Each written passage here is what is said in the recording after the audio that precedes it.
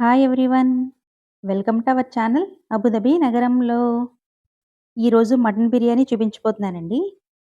ఎవరైనా సరే ఈజీగా చేసుకునే విధంగా సింపుల్ ప్రాసెస్‌లో కుక్కర్‌లో చేసి చూపిస్తాను. టేస్ట్ కూడా చాలా బావుంటుందండి. ఇంకా లేట్ చేయకుండా తయారీ విధానం చూద్దాం.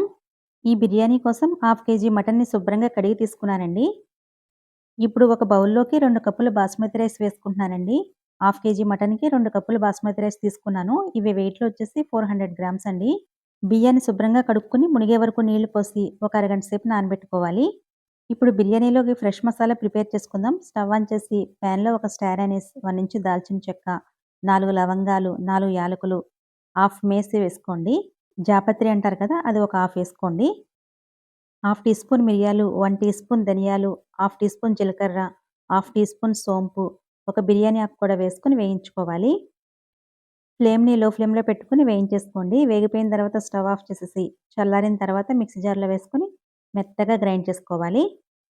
ఈ మసాలా మీద మూత పెట్టేసి కాసేపు పక్కన పెట్టేసుకోండి. ఇప్పుడు బిర్యానీ ప్రిపేర్ చేసుకోవడానికి స్టవ్ ఆన్ చేసుకొని కుక్కర్ పెట్టుకొని అందులో 2 టేబుల్ స్పూన్ల నెయ్యి వేసుకోవాలి. 2 టేబుల్ స్పూన్ల నూనె కూడా వేసుకొని వేడి చేసుకోండి. వేడైన తర్వాత 2 బిర్యానీ ఆకులు, 4 లవంగాలు, 4 యాలకులు వేసుకొని ఒక నిమిషం పాటు వేయించుకోవాలి.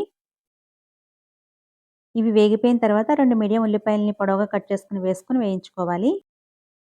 ఫ్లేమ్‌ని మీడియం ఫ్లేమ్‌లో పెట్టుకొని బ్రౌన్ కలర్‌కొచ్చే వరకు వేయించుకోండి. బిర్యానీకి ఉల్లిపాయ ముక్కలు బ్రౌన్ కలర్‌కొచ్చే వరకు వేయించుకుంటే టేస్ట్ బావుంటుందండి.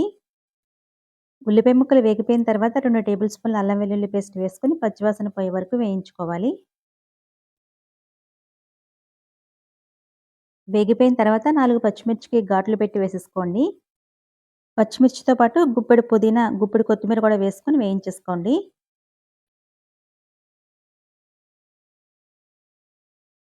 ఇప్పుడు ఇందులో హాఫ్ టీ స్పూన్ పసుపు వేసుకోవాలి. నేను 2 టీ స్పూన్ల కారం, 1 ½ టీ స్పూన్ సాల్ట్ వేసానండి. ఉప్పు, కారం మీరు మీ టేస్ట్‌కి తగినట్లు వేసుకోండి. గ్రైండ్ చేసుకున్న మసాలా కూడా వేసుకొని కారంలోని పచ్చివాసన పోయే వరకు ఒక నిమిషం పాటు ఫ్రై చేసుకోవాలి. ఇవి వేగిపోయిన తర్వాత ఒక మీడియం సైజ్ టమాటాని కట్ చేసి వేసుకోవాలి. ఈ టమాటా ముక్కలు సాఫ్ట్‌గా అయ్యే వరకు మగ్గించుకోవాలి. టమాటా ముక్కలు సాఫ్ట్‌గా మగ్గిపోయిన తర్వాత హాఫ్ కప్పు పెరుగు వేసుకోవాలి. పెరుగు వేసుకునేటప్పుడు ఫ్లేమ్‌ని లో ఫ్లేమ్‌లో పెట్టి వేసుకోండి. లేదంటే స్టవ్ ఆఫ్ చేసేసి వేసుకొని కలుపుకోండి. ఇప్పుడు ఫ్లేమ్‌ని లో ఫ్లేమ్‌లో పెట్టుకొని ఆయిల్ సెపరేట్ అయ్యే వరకు ఉడికించుకోవాలి.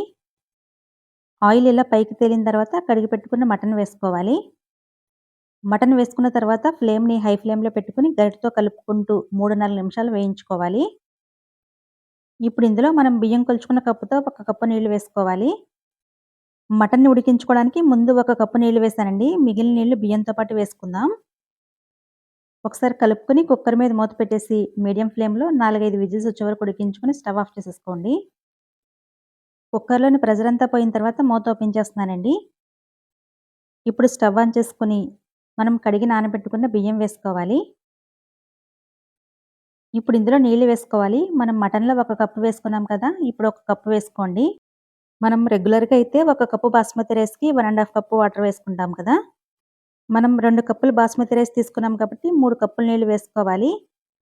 కానీ ఇక్కడ మనం 2 కప్పులు బాస్మతి రైస్‌కి 2 కప్పులు నీళ్ళే వేసుకున్నాము. ఎందుకంటే మటన్‌లో నుంచి నీళ్లు ఉడతాయండి. కాబట్టి 2 కప్పులు నీళ్లు వేసుకుంటే సరిపోతుంది. నీళ్లు వేసుకున్న తర్వాత ఒకసారి కలుపుకొని సాల్ట్ చెక్ చేసుకోండి. సరిపోకపోతే వేసుకొని కలుపుకోండి. నాకు సరిపోలేదండి. ఇంకో పావు టీ స్పూన్ సాల్ట్ వేసి కలుపుకుంటున్నాను. నెమ్మదిగా కలుపుకోండి. మనం బాస్మతి రైస్ వేసుకున్నాం కదా! ఎక్కువ కలిపేసుకుంటే కనుక బియ్యం విరిగిపోయే ఛాన్స్ ఉంటుంది. కలుపుకున్న తర్వాత కుక్కర్ మీద మూత పెట్టేసి మీడియం ఫ్లేమ్‌లో ఒక విజిల్ వచ్చే వరకు ఉడికించుకొని స్టవ్ ఆఫ్ చేసేసుకోండి. మనం మటన్‌ని ముందే సాఫ్ట్‌గా ఉడికించేసుకున్నాం కాబట్టి ఒక విజిల్ వస్తే సరిపోతుందండి. కుక్కర్‌లోని ప్రెషర్ అంతా పోయిన తర్వాత మూత ఓపెన్ చేసి చూపిస్తున్నానండి. బిర్యానీ మొత్తాన్ని ఒకసారి నెమ్మదిగా కలుపుకొని సర్వ్ చేసుకోండి. రైస్ బాగా ఉడికిపోయిందండి. పొడి పొడిగా కూడా వచ్చింది. ఇప్పుడు బాగా వేడిగా ఉంది కదా! కొంచెం చల్లారిన తర్వాత రైస్ ఇంకా బాగా పొడి పొడిగా ఉంటుందండి. ఇంతేనండి, simple and tasty mutton biryani ready అయిపోయింది. రైతాతో సర్వ్ చేసుకోండి. టేస్ట్ చాలా బావుంటుంది. మటన్ పీసెస్ కూడా చక్కగా ఉడికిపోయినాయండి. చేసుకోవడం చాలా ఈజీ కదా! టేస్ట్ కూడా చాలా బావుంటుందండి. ఒకసారి తప్పకుండా ట్రై చేసి ఎలా వచ్చిందో కామెంట్‌లో తెలియచేయండి.